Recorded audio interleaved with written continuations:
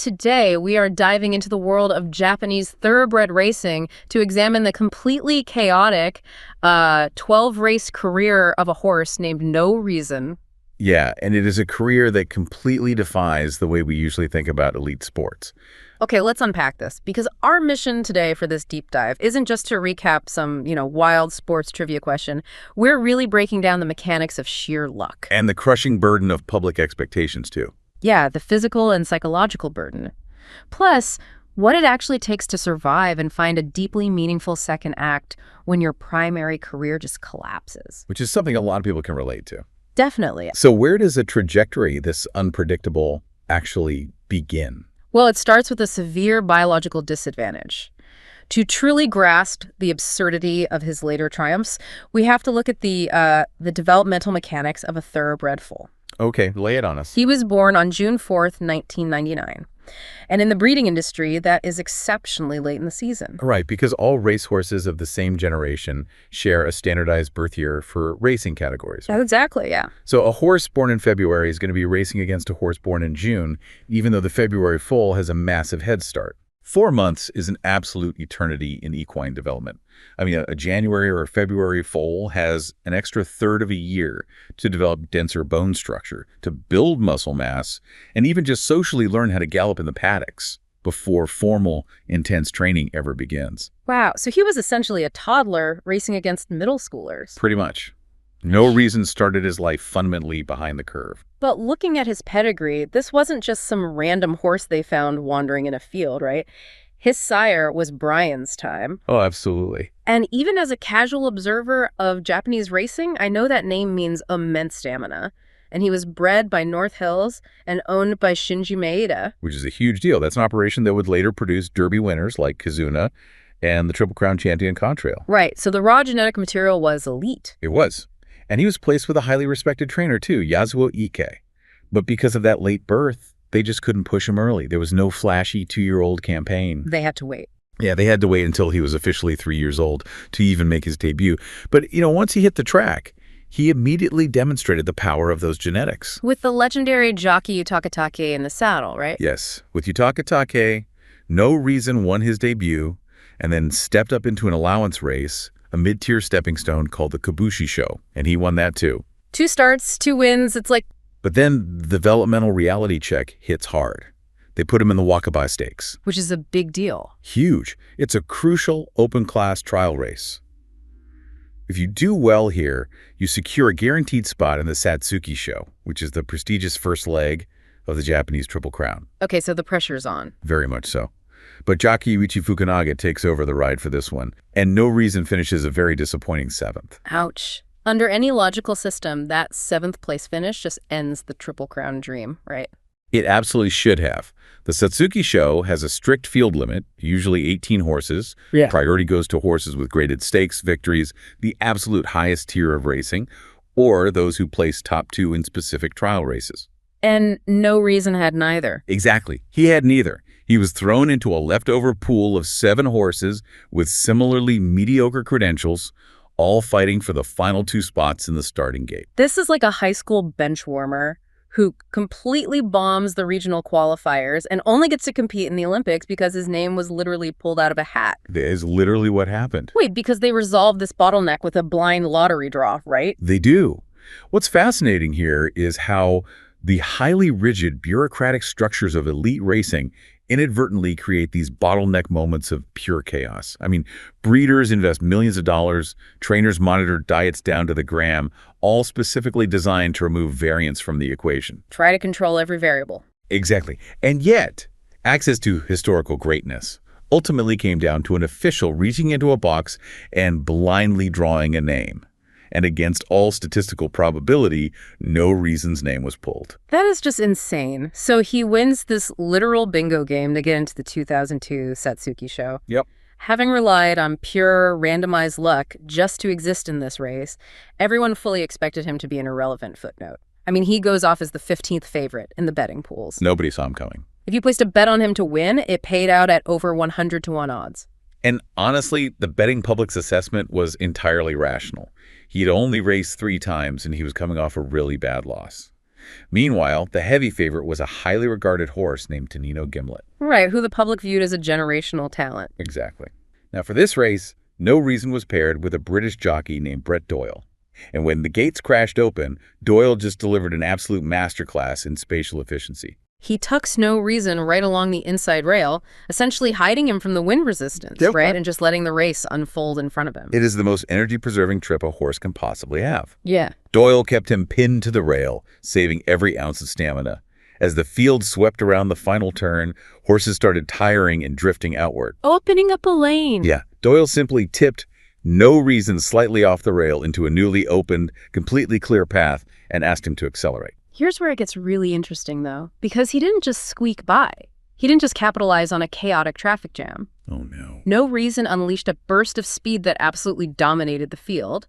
The favorite, Tenino Gimlet, tried desperately to run him down from the far outside, but it wasn't even close. No Reason crossed the finish line in 1 minute, 58.5 seconds. And that specific time is what sent shockwaves through the sport. Running 2,000 meters in 1.58.5 didn't just win the Satsuki Sho. It shattered the previous track record. The one set by Narita Bryan, right? Yes, the legendary all-time great Narita Bryan. And he didn't just edge it out, he shaved a full half-second off the record, which, on the track, equates to several body lengths. Just put yourself in the shoes of a fan in the grandstands that day. You're holding a ticket for Tenino Gimlet, expecting a coronation. Right? A sure thing. Instead, a 100-to-1 long shot who had to win a random lottery just to step onto the dirt completely annihilates a legendary track record. The psychological whiplash is immense. The media and the public just scrambled to construct a narrative for why this happened. Like, how did they miss him? But there was no logical explanation. It was the profound irony of his name. Manifesting in real time, there was literally no reason to have bet on him. That is just brilliant. So he achieves this absolute pinnacle. Logically, the betting public has to rewrite their entire assessment of him. They have to. He goes from being a statistical anomaly to a classic champion. But as we see so often in sports, becoming the favorite completely changes the psychology and the pressure of the sport. The transition from underdog to target was turbulent, to say the least.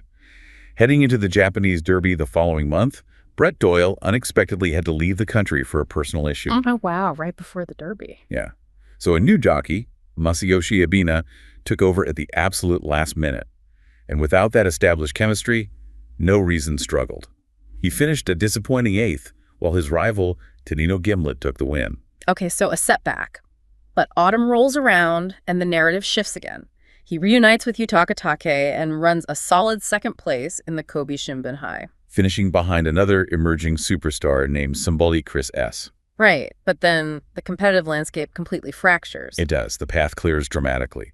Tenino Gimlet suffers a severe tendon injury and is forced into sudden retirement. And Symbolic Chris S.'s connections decide to skip the Kika Show, right? The 3,000-meter final leg of the Triple Crown. Exactly.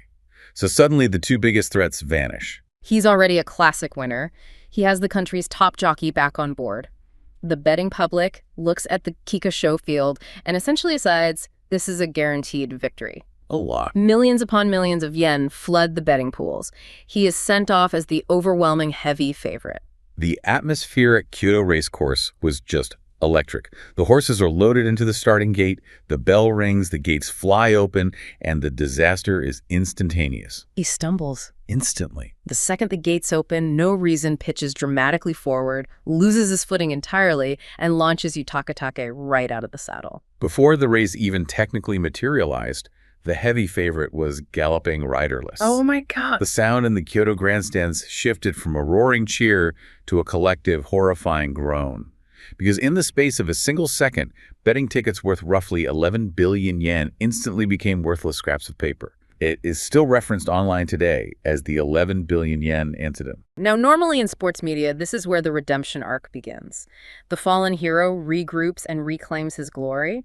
But nature had an entirely different script. Yeah, the physical toll of the sport finally caught up to him.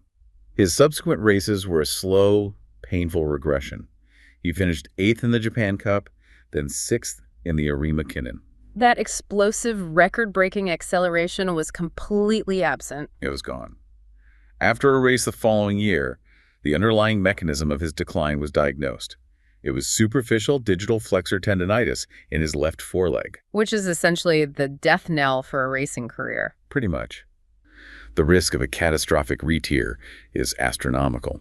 So he spends a year and a half away from the track attempting to rehab. He finally tries a comeback in the Asahi Challenge Cup, but the elasticity just isn't there. Not at all. He finishes dead last, the tendon flares up again, and he is permanently retired.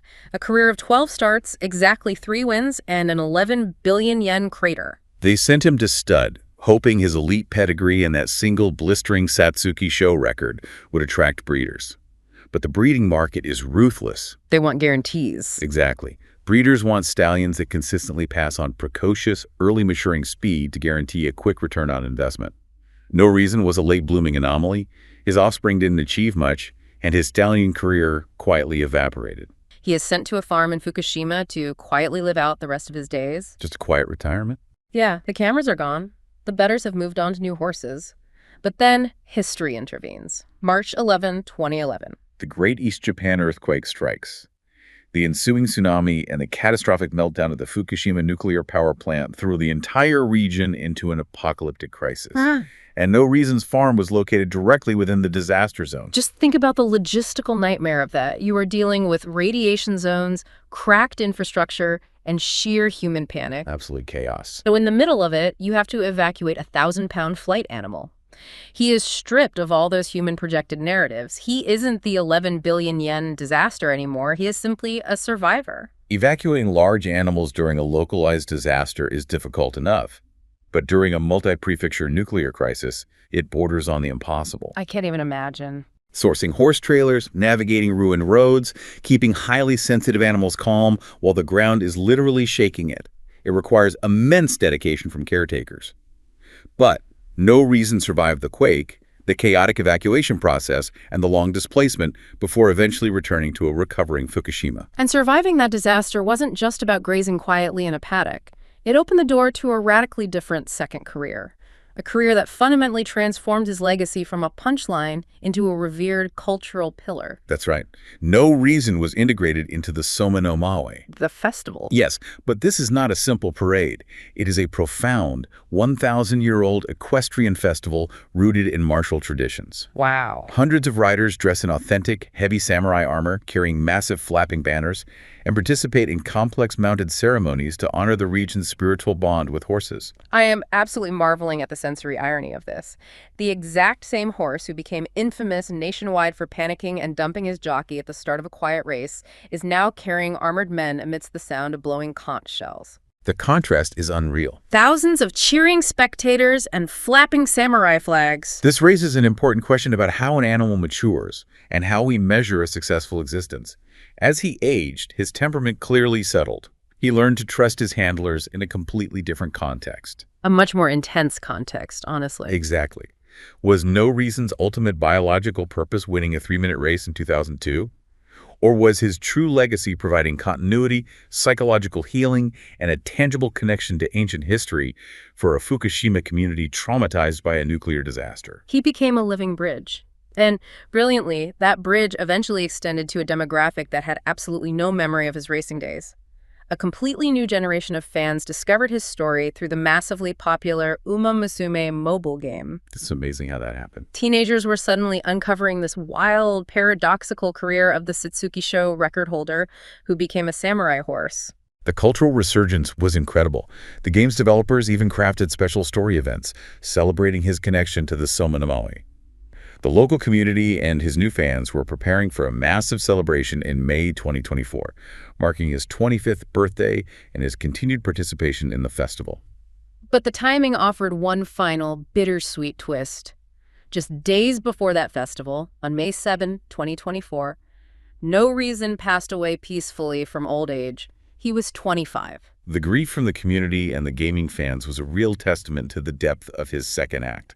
When you analyze his 12-race career, he defies every conventional metric of success. Yeah, he wasn't a consistent champion. He certainly wasn't a reliable investment. He was a horse born too late, who needed a blind draw just to get a chance, who destroyed a legendary record as a massive underdog, who vaporized 11 billion yen in 3 seconds, who survived a nuclear disaster, and who found peace carrying samurai armor. He lived up to his name perfectly. Literally nothing about his trajectory followed reason. The logic was absent, but the impact was monumental. Thank you so much for watching. If you enjoyed this video, please like and subscribe for more.